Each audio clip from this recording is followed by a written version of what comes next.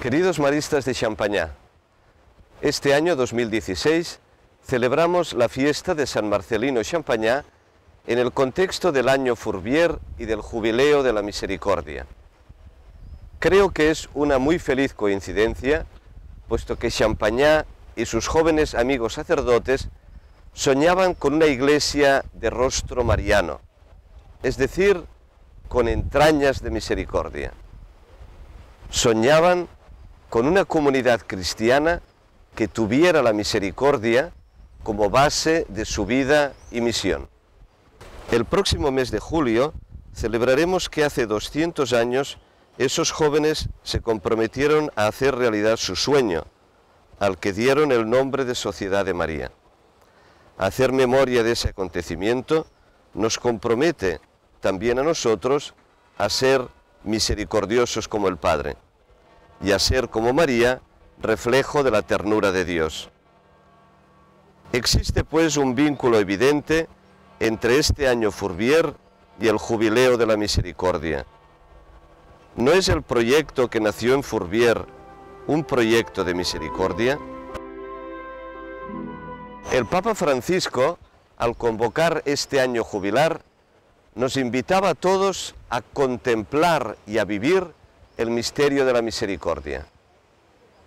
El 8 de diciembre de 2015, al abrir la Puerta Santa de la Misericordia en esta Basílica de San Pedro en Roma, el Papa decía que este debe ser un año para crecer en la convicción de la misericordia.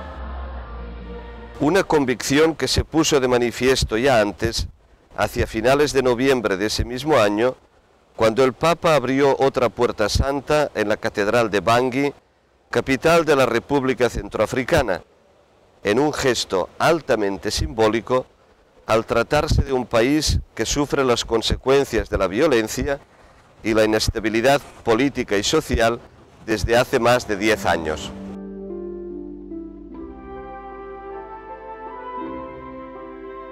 Je suis très heureux que pour cette année, le pape commence l'ouverture de l'année de miséricorde en République centrafricaine. Il y a eu beaucoup de morts, il y a eu beaucoup de haine dans le cœur des gens. Alors venir ouvrir cette année de miséricorde en Centrafrique, ça veut dire qu'il a vraiment initié la réconciliation, l'abandon de la haine pour la culture de l'amour, la culture de la charité. Quand le pape est parti, il est entré au quartier musulman. En sortant, les musulmans étaient sortis. Et les chrétiens se sont tenus la main, ils ont fait une sorte de rang, une ligne à gauche et une ligne à droite. Les musulmans étaient au milieu, sur la piste, et les musulmans ont marché jusqu'au stade pour assister à la messe. Et quand les musulmans sont arrivés devant le stade pour entrer pour la messe, ils ont été applaudis par tous les chrétiens qui étaient là. Donc c'est un geste très fort de réconciliation, et puis de la culture, de la charité et de l'amour. Donc l'année de miséricorde initiée à Bangui, je pense que c'est vraiment un point très important parce que ça a ouvert la voie à la réconciliation totale. Et nous espérons qu'après les élections, la réconciliation sera vraiment effective. Al atravesar la Puerta Santa, dice el Papa, nos dejamos abrazar por la misericordia de Dios y nos comprometemos a ser misericordiosos con los demás como el Padre lo es con nosotros. La misericordia es la viga maestra que sostiene la vida de la Iglesia, continúa diciendo el Papa. De hecho, una de las palabras hebreas usadas para referirse a misericordia es rahamim, derivada de rahem, útero. La misericordia, por tanto, da vida. La misericordia sostiene la vida. Y nadie, como alguien que ha vivido la experiencia de ser madre, puede entender la conexión que existe entre útero o seno y misericordia. Greetings from Sydney, Australia. Very recently, I was asked to share my reflections on the connection between mercy and the womb as part of a wider Marist reflection for the current Jubilee Year of Mercy.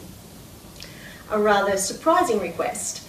I'm not a gynecologist, a biblical scholar or a theologian, so why ask me? Well, I am a small and unusual shape on the periphery of the Marist network, or polyhedron, as Brother Emili called it a few days ago.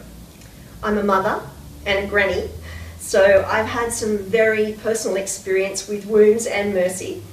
And as a Marist, in the spirit of Ubuntu, I'm your sister in faith, trying like you to make sense of how God works in and through me where I am, so that we can be. So, if not me, then who? Being retired now, I have more opportunity to interact with many different people in my little village. It's fascinating how often I've observed women stopping to speak to other women who are very pregnant, me included. And not only to speak, but to touch. It's as if the swelling of the womb is an invitation to reach out to the little stranger growing there through the body of the mother, offering a kind of blessing to both of them. It really crosses the boundaries of social sensibility, and it's certainly something that only women in my culture could get away with. I remember that when I was pregnant, other women used to do that to me. And I've realised that if I place my hands on my body, like I used to when I was at my most pregnant, I can still feel the echo of my children growing there, as if my encounter of the mystery of God in the new life remains a physical memory in my ageing body. It's extraordinary to think that when we as women touch another's baby bump, the mystery is so alive in us again. I suppose this is why we seek out opportunities so often to stir the memory. And no wonder the meeting between Elizabeth and Mary was such a powerful one. What an intimate and holy embrace between those women and their little ones. And I must say that in responding personally to Marsland's invitation and his model to enter into an intimate relationship with Mary, that I have been gifted with a sense of this same strong physical connection to a very special mother. I can touch her often, and through her, touch her son, the face of mercy. We cannot, in my view, speak of the symbolism of the womb without recognising God's gift of the physical and sacramental intimacy between a loving husband and wife, child and mother, father and family. These relationships are not the only means by which we form families in today's world, but they do confirm our need for interdependence, for an abiding commitment for the most vulnerable, for a steadfast love that mirrors the covenant relationship that Mary sings of in her Magnificat. There's Mary singing that Magnificat to me again. Action, justice, mercy.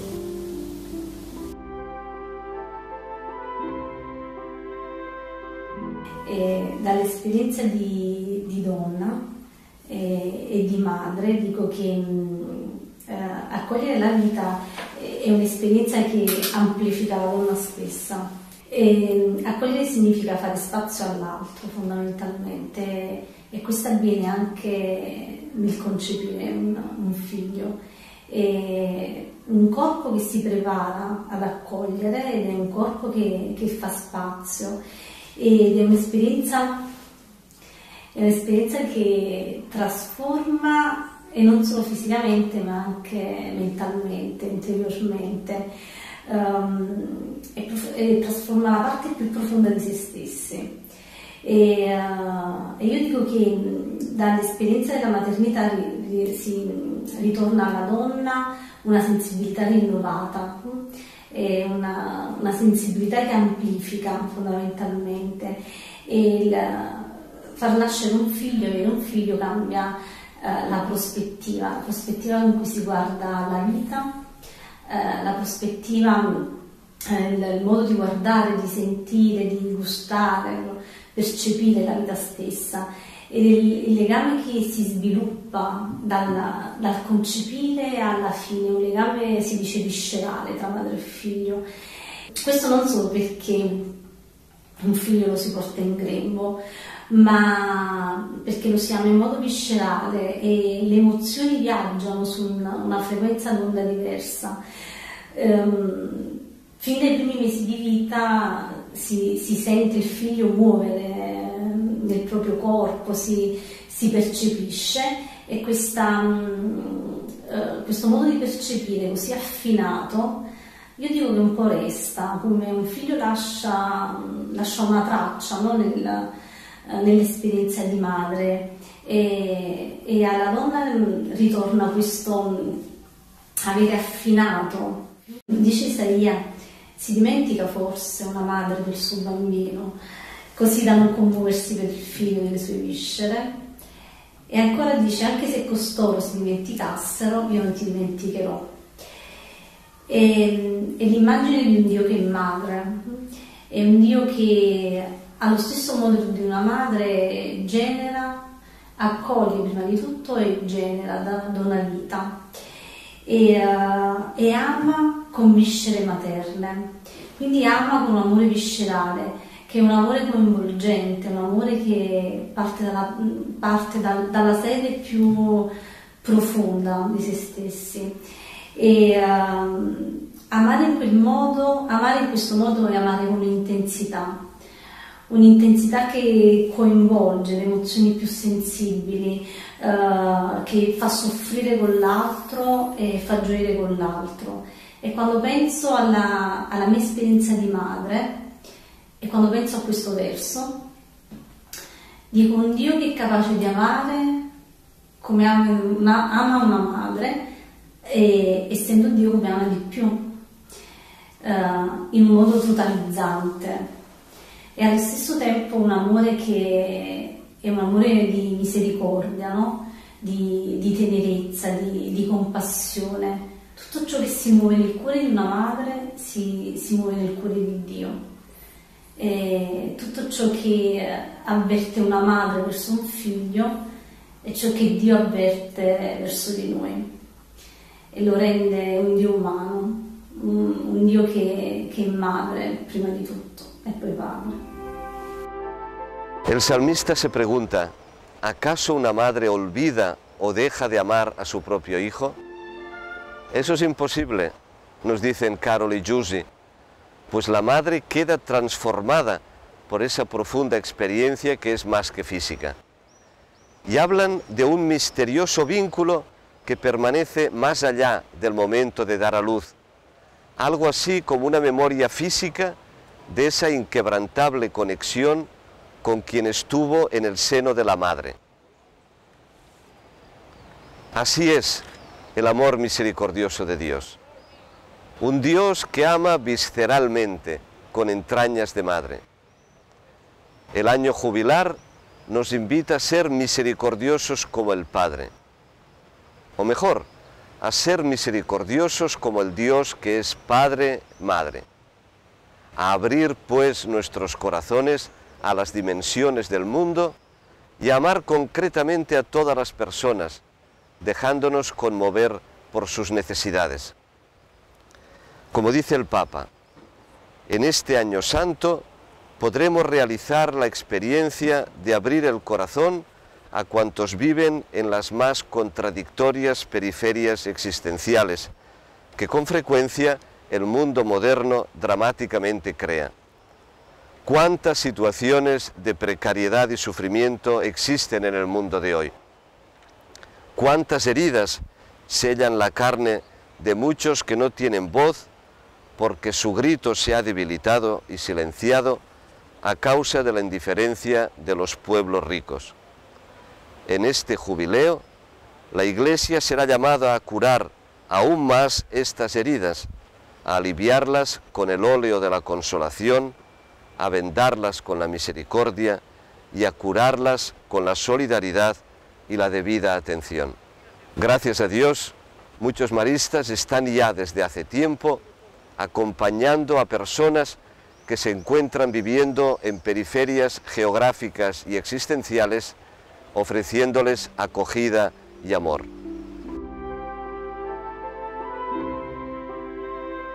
Pour les derniers événements qui sont produits à Bobandana, c'était en 2012-2013. Alors là, il y avait des événements de guerre, quoi, entre l'armée gouvernementale et les nôtres. Et nous sommes restés sur place. Alors notre expérience, nous avons essayé d'être au milieu du village, sans prendre position, sans parti pris d'un camp ou de l'autre. Alors ce qui nous a frappé, ce qui a frappé la communauté, c'est de voir des jeunes qui étaient déplacés, les enfants qui étaient déplacés, qui vivaient dans des camps. Parce qu'il y a eu d'autres expériences avant 2012, notamment l'expérience de Bitonga, l'expérience de Boumba, FMSI qui a intervenu à Bitonga comme à Boumba, maintenant à Obandana. On a accueilli des enfants, des déplacés qui ont abandonné leurs écoles avec leurs enseignants qui sont venus s'établir autour de la cité. Alors cela nous a frappé, c'est pourquoi on a commencé cette expérience-là. Et l'année passée, donc 2015, ça a repris, mais avec une autre expérience parce que ces gens-là, les enseignants, ont regagné, certaines personnes ont regagné leur milieu d'origine et d'autres sont restés encore dans des camps. Donc, alors on a dit, bon, que maintenant que FMSI rénouvelle l'expérience, alors on peut toujours recommencer. Alors qu'est-ce qu'on a dit? On a envoyé des gens aller recruter, donc des jeunes laïcs maristes, puis ce sont des élèves aussi, qui ont fini maintenant. Alors on a recruté maintenant les enseignants parmi ces gens-là qui ont un peu d'expérience et l'esprit mariste pour inculquer petit à petit à ces petits enfants-là. Alors c'est ainsi qu'ils allaient recruter, après que les autres là qui étudient avant midi vont à l'école, les enfants qui restent à la maison. Donc ça veut dire que ce sont des gens démunis ou bien qui ne savent pas où aller. Alors ce sont ces gens-là qui étaient recrutés. Et ils sont venus à l'école, comme toujours, première jusqu'en sixième. Et les enfants se sentent intégrés. Donc c'est une école mariste. C'est entre 300 et 400. 400, autour de 400. Mais on a déjà connu un peu 2 décès pour cette année, des enfants de l'école primaire. Donc c'est vraiment des montagnes, des nouveaux montagnes, de voir les petits qui, au lieu d'aller à l'école, restent à jouer, à faire n'importe quoi, parce que les parents ne sont pas capables de les amener à l'école. Et des milliers, bon. On ne peut pas s'occuper de tout le monde, mais ceux qui sont là, on tâche de les rendre comme les autres, quoi, pour qu'ils se sentent un peu humains, qu'ils retrouvent leur dignité. Et ils sont fiers, ils apprennent facilement, ils sont très fiers. Et même sous la pluie, ils viennent. Non pas des parapluies, non pas des perméables, mais sous la pluie, ils viennent. Alors, parfois, les gens qui sont réguliers n'aiment pas l'école, et ceux qui n'ont pas la possibilité d'y aller, ceux-là vraiment se sentent plus motivés que. Alors, souvent, parfois, on se demande ça, c'est quel contraste. Oui, je crois que ça vaut la peine. Parce que notre charisme nous pousse vers les plus délaissés. Donc, ces gens-là aussi ont droit à la vie, ont droit à l'éducation. Je crois que ça vaut la peine. Donc, c'est un projet qui vaut la peine, quoi. Dans un milieu ou des turbulences, hein, tout le monde encourage, hein, la paroisse, la coordination, on explique ce qui s'est fait. Alors, du bon, c'est une bonne chose, alors il faut aller de l'avant. Il y a 5 camps de réfugiés au Rwanda. Un camp au nord, un camp à l'ouest, 2 camps à l'ouest, un camp au sud. Et ils sont 80 000 réfugiés. Et pratiquement, pour le moment, la moitié, ce sont des enfants et des jeunes qui sont là parce qu'ils sont là déjà depuis 18 ans.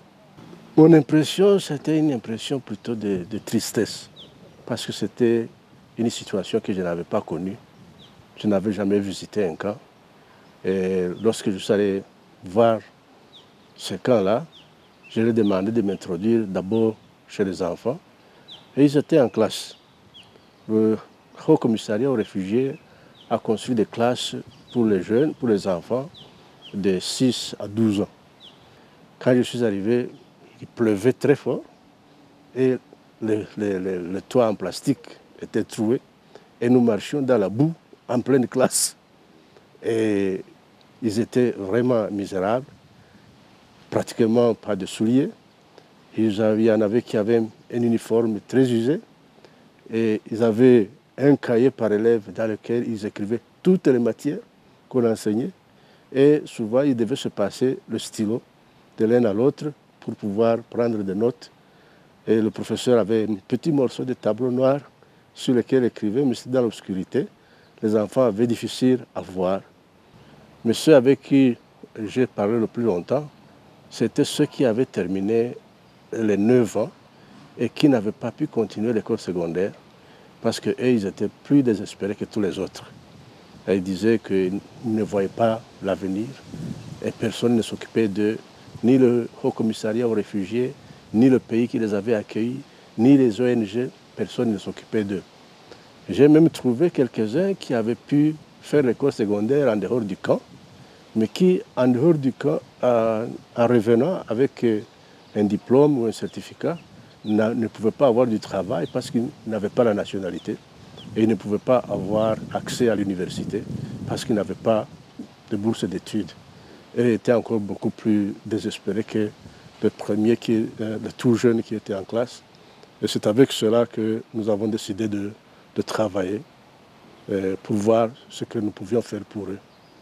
Et puis nous avons organisé des cours de formation technique qui duraient 3 mois pour voir s'ils pouvaient avoir un petit travail, soit dans le camp, soit en dehors du camp. Et alors, comme mes confrères de la communauté étaient très occupés à l'école, ils m'ont demandé d'être responsable. Et j'ai été responsable de ces jeunes. Nous ne pouvions pas accueillir beaucoup, mais nous avons accueilli 20 au départ. Et nous les avons aidés donc pendant les 3 mois, mais pratiquement toute la communauté était impliquée. Nous avons commencé à les accueillir en octobre 2014. Le premier groupe a fait donc sa formation en octobre, novembre et décembre. Et ils ont reçu un certificat. Ils faisaient des métiers très ordinaires. Un groupe faisait la coiffure, apprenait à faire les cheveux, à tresser les cheveux. Et l'autre groupe apprenait à faire la cuisine pour aller aider dans des restaurants. Et après, quand ils ont eu leur certificat, ils ont commencé à trouver des petits jobs en dehors des camps, même à l'extérieur des camps. Alors ça nous a encouragés quand on a vu qu'ils étaient contents et qu'ils pouvaient subvenir à leurs besoins. Maintenant, nous venons de faire sortir 4 groupes. Au total, 80 jeunes réfugiés viennent de passer entre nos mains. Et l'année prochaine, en janvier, nous pensons commencer avec notre groupe parce qu'il y a un bienfaiteur qui vient encore de m'envoyer 5 000 $. Ce que je peux dire comme frémariste et comme éducateur, pendant ces années où nous voulons célébrer le bicentenaire, c'est que réellement je pense que nous devrions réfléchir à nos origines, à ce que le Père Champagnat voulait de nous. Nous avons été habitués à entrer dans la congrégation en y trouvant des institutions déjà fonctionnelles, des constructions déjà faites, des structures déjà présentes, des élèves qui viennent sans que nous les cherchions. Et nous ne savons pas toujours distinguer au début qui a besoin de notre service, qui n'en a pas besoin, qui a besoin d'un apostolat spécial, qui a besoin d'un accompagnement spécial. Donc découvrir ces jeunes, pour moi, c'était comme redécouvrir ma vocation. C'est comme si c'était là où j'aurais dû être depuis que je suis devenu frémariste, parce que c'est là qu'il y avait les jeunes en difficulté et les jeunes qui avaient besoin d'une attention spéciale. Avant, je faisais, c'est vrai, je faisais attention aux jeunes, mais c'était des jeunes qui m'étaient envoyés. Tandis que là, c'était des jeunes dont j'avais découvert la situation exacte et des jeunes qui manifestaient vraiment un désir d'être aidés, d'être accompagnés, d'être compris, un désir de quelqu'un qui peut leur donner encore un peu d'espoir de vie. Donc pour moi, c'était une redécouverte de ma vocation comme religieux qui doit aller vers les plus vulnérables. C'était la première fois que je travaillais réellement avec les plus vulnérables. Seguramente que muchos de nosotros hemos experimentado que personas con escasos recursos son frecuentemente muy acogedoras y generosas. Con toda naturalidad y sencillez comparten lo poco que tienen. También nuestros hermanos de África nos recuerdan que no hacen falta grandes medios para ejercitar la misericordia. Basta un corazón sensible y fraternal y una gran confianza en María, nuestra buena y tierna Madre. No es necesario viajar a Roma para atravesar la puerta santa de la misericordia. Cada uno de nosotros, en nuestro propio ambiente, podemos encontrar puertas que nos hagan salir de nuestros egoísmos y nos acerquen a los demás. En palabras del Papa, abramos nuestros ojos para mirar las miserias del mundo, las heridas de tantos hermanos y hermanas privados de la dignidad, y sintámonos provocados a escuchar su grito de auxilio. Nuestras manos estrechen sus manos, y acerquémoslos a nosotros para que sientan el calor de nuestra presencia, de nuestra amistad y de la fraternidad. Que su grito se vuelva el nuestro y juntos podamos romper la barrera de la indiferencia que suele reinar campante para esconder la hipocresía y el egoísmo. Decía al principio que el proyecto de Fourvière es un proyecto de misericordia. Demos gracias en este día de San Marcelino Champagnat por el don de las diferentes ramas de la Sociedad de María a la Iglesia y a la sociedad, que se han esforzado por ser presencia misericordiosa del Padre al estilo de María a lo largo de 200 años. La hermosa y original estatua de San Marcelino, situada al exterior de la Basílica de San Pedro, justo enfrente de la habitación del Papa, nos estimula a cargar sobre nuestras espaldas como el buen pastor a los niños y jóvenes de hoy, particularmente aquellos que viven en situaciones de mayor vulnerabilidad. Que San Marcelino y el testimonio de tantos maristas de Champagnat en todo el mundo nos hagan más fieles al espíritu de Fourvière, más misericordiosos. Buena fiesta de San Marcelino.